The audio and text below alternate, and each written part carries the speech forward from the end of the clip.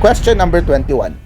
When Anna looks up to watch the kites, which of the following is needed to estimate the vertical height of a kite? Is it A, angle of depression, B, angle of elevation, C, line of sight, or D, horizontal line? I'll give you 5 seconds to think about your answer.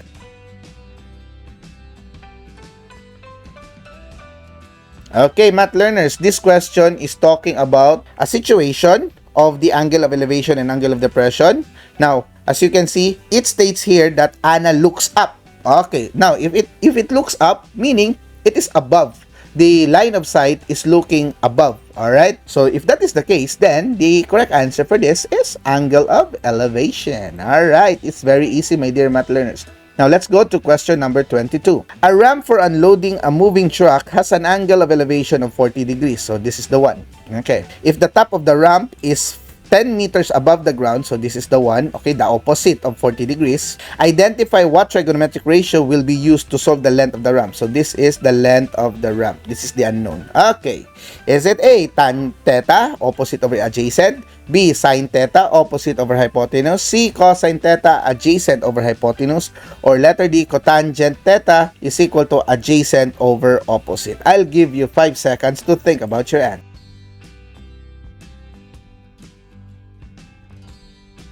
Alright, math learners, this is very easy. Why? Because we are talking about theta here, okay? Opposite, and unknown here, that is the hypotenuse. So, opposite over hypotenuse. So, if that is the case, then we already answer our question, and that is letter B. Alright. So, I hope you got that one, my dear math learners. Question number 23. Select which among the illustration can be solved using the ratio cosine theta is equal to adjacent over hypotenuse. Is it A, this one, B, this one, C, this one, or D, this one? Okay, I'll give you 5 seconds to think about your answer.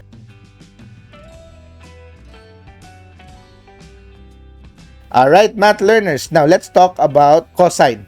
Now, remember, the cosine is adjacent over hypotenuse. So, first, you should always start with your theta. Okay, so if this is your theta, then this is the opposite, right? So, this is already wrong. So, that is, letter A is wrong. So, letter B, this is the theta. 34 is the opposite. Okay, so it doesn't use the opposite here. So, this is already wrong. We are finding the cosine theta. So, cosine theta for letter C, if this is the theta, now this one given here is the adjacent. Okay, and this is the hypotenuse. So, we already have found our correct answer for this question. That is letter C. Alright, letter D, we have here the opposite and the adjacent, that is tangent. Okay, so I hope you got that one, my dear math learners. Now, let's go to question number 24. A man with a height of 163 centimeters stand in front of a lamp and cast a shadow of 168 centimeters on the ground. Find the angle of elevation of the top of the lamp post. Alright. So, the choices are A, 97 degrees, B, 86 degrees, C, 53 degrees, or D, 44 degrees. I'll give you 5 seconds to think about your answer.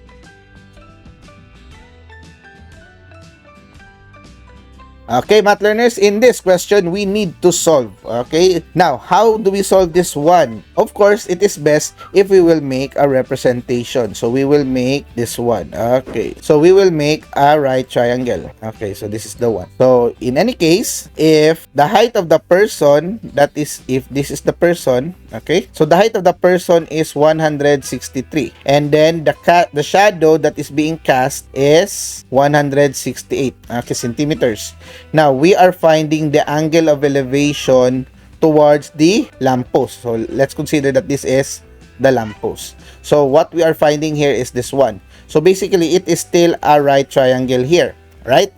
Then, we have the opposite and the adjacent as given. Now, if that is the case, my dear math learner, using theta and opposite over adjacent, we will use the tangent ratio. Okay? So, that is opposite. The opposite here is 163 over 168. So, what you will do is you just use the calculator.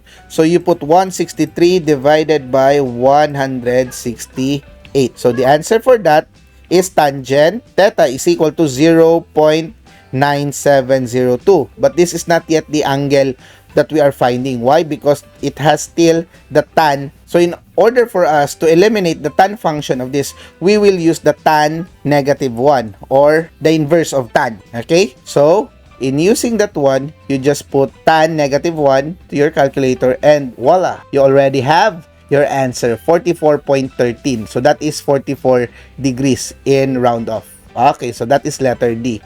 Now, let's check whether we are correct, my dear math learners. All right, we are correct. So, I hope you got that one. So, it is very important, my dear math learners, that you know how to solve your trigonometric ratios, and you also remember and familiarize the formula, the mnemonics, the SOHCAHTOA CHOSHCAHTOA. Alright, now let's go to question number 25. How far from the building must a ladder begin in order to rise 20 feet with a 50-degree angle of elevation? Is it A, 15.07 feet, B, 20.13 feet, C, 43.72 feet, or letter D, 62.31 feet? I'll give you 5 seconds to think about your answer.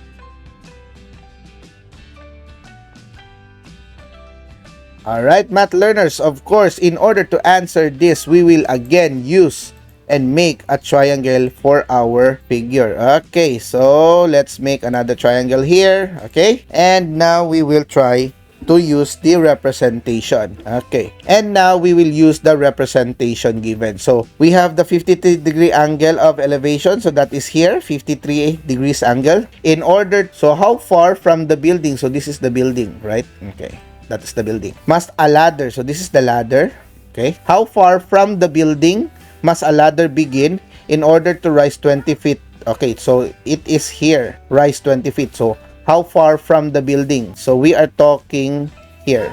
Okay, so if that is the case, we are finding now the opposite and the adjacent. Now opposite is already given, so therefore we can apply here the tan function. So that is tan 53 degrees is equal to 20 over x. And if that is the case, you just apply the property of proportion. You can interchange this one, so that will give you x is equal to 20 divided by tan 53. So by using your calculator, we have in the calculator, we have 20 divided by our 53 tan. Okay, and equals. So our correct answer is 15.07. So that is letter A. Now let's check whether we are correct. All right, we are correct, my dear math learners. I hope you got that one. Now let us go to question number 26. Question number 26.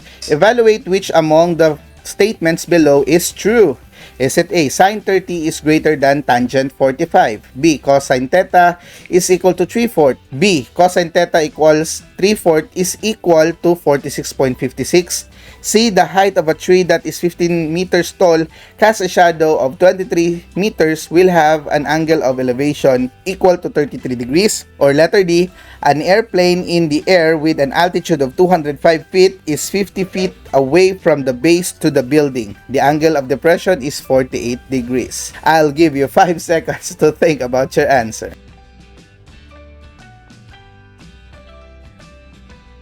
Okay, math learners, now we will consider which of this is true. So, of course, tangent 45 is equal to square root of 2, square root of 2, that is equal to 1. While sine 30 is square root of 1 over 2, so that is 1/3.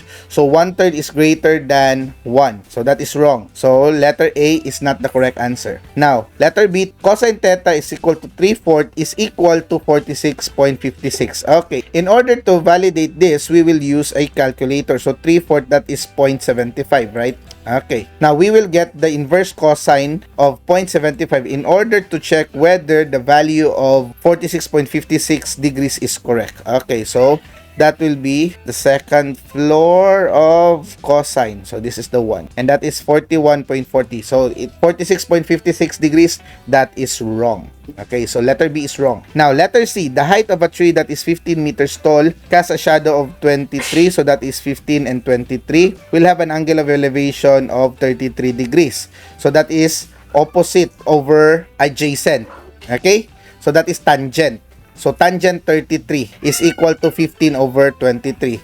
So if we use the calculator, that is 15 over 23. Okay? And then if we divide that 1, and then that is 0.6521. Now, if we get the shift tangent of this value, it should be equal to 33. If not, then letter C would be wrong. Now, let's try. Okay, so we have 33.1111 or 33 in round off. Okay, so we already have our correct answer, and that is letter C. Okay, now question is, do we need to validate for letter D? Now, if you encounter this kind of problems, my dear math learners, that you have a lot of going on and then your examination is of course time constrained. Now, you don't need to validate everything once you already acquired the correct answer in the given choices. Alright, so now let us go to question number 27. What case illustrate the triangle at the right? So we have here SAS case, letter A. B, SSS case, letter C. ASA case, B, SAA case. I'll give you 5 seconds to think about your answer.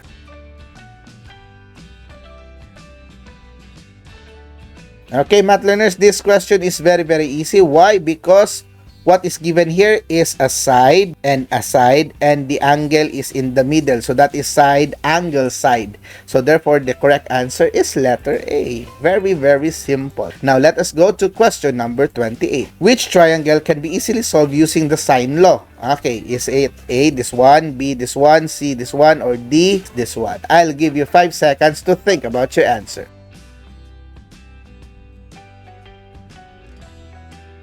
Alright, math learners, in order for you to use effectively the sine law, there should always be a pair of the opposite side and the angle that is complete. Okay, so let's check here. If this is the angle, its opposite is not complete, so that is wrong, letter A.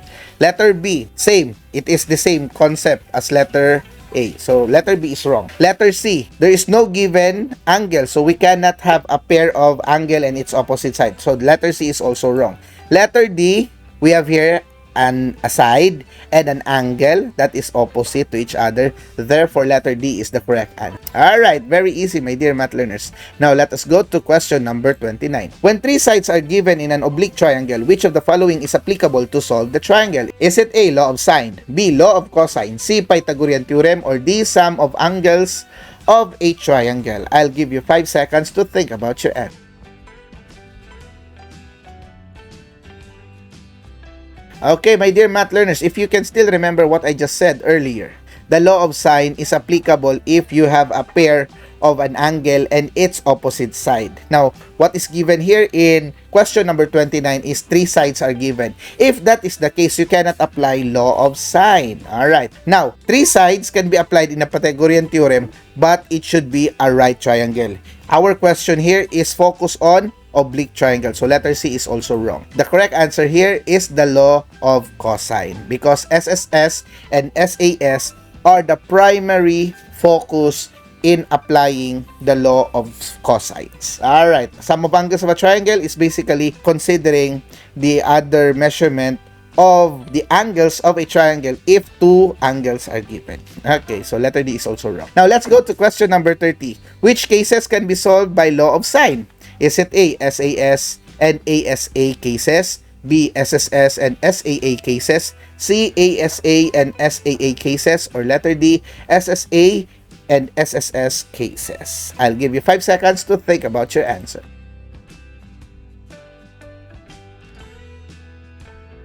Alright, math learners, now, as what I've told you earlier, the law of cosines is focused on application for the SSS and SAS.